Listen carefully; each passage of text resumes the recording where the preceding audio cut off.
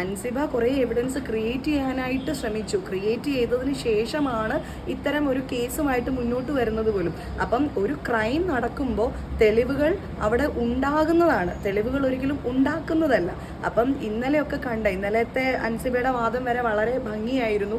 നമ്മൾ കണ്ടു, എന്താ പറയുക, വളരെ ഒരു പോരാളിയുടെ മുഖത്തോടു കൂടിയൊക്കെ അൻസിബ സ്റ്റേഷനിൽ നിന്ന് വന്ന് സംസാരം വരെ വളരെ പക്കയായിരുന്നു. പക്ഷെ ഇപ്പോൾ ഞാൻ കൊടുത്തിരിക്കുന്ന ഈ ഡിജിറ്റൽ എവിഡൻസ് ഒക്കെ വന്നു കഴിയുമ്പോൾ ഈ കുട്ടിയെക്കുറിച്ച് പൂർണ്ണമായിട്ടും കേരള സമൂഹം മനസ്സിലാക്കുമ്പോൾ ആ കുട്ടിയുടെ ഒരു അവസ്ഥ എന്തായിരിക്കും എന്നോർത്ത് എനിക്ക് സഹതാപം മാത്രമാണ് എനിക്കിപ്പോൾ ആ കുട്ടിയോടുള്ളത്. ഒരു കാരണവശാലും ഇത്രയൊക്കെ ചെയ്തെങ്കിൽ പോലും എനിക്ക് ആ കുഞ്ഞിനോട് യാതൊരു വിധത്തിലുള്ള വിരോധവുമില്ല എന്ന് കൂടി ഞാൻ അറിയിക്കുകയാണ്. മനസ്സില തെളിവുകളൊന്നും അവശേഷിക്കുന്നില്ല എന്ന് ഉറപ്പുവരുത്തുന്നതിന് വേണ്ടി അൻസിബ ശ്രമിച്ചിട്ടുണ്ട്. അതുകൊണ്ടാണ് അൻസിബ സ്റ്റേഷനിൽ വിളിച്ചിട്ട് ഇവിടെ എന്താ പറയുക, ഇവിടെ CCTV ദൃശ്യങ്ങൾ ഉണ്ടായിരുന്നോ എന്നൊക്കെ അൻസിബ വിവരാവകാശം വഴി അന്വേഷിച്ചിട്ടുണ്ടായിരുന്നു.